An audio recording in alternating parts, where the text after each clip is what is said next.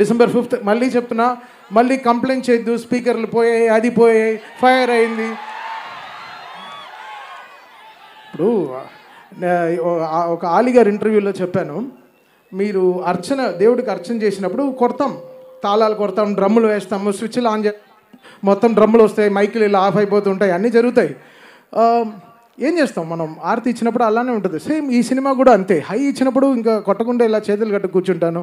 So ఎవరు complaint చేయొద్దు. ముందరే అందరు థియేటర్స్ మీరు ముందరే మీ స్పీకర్లు సర్వీస్ చేసి పెట్టుకోండి.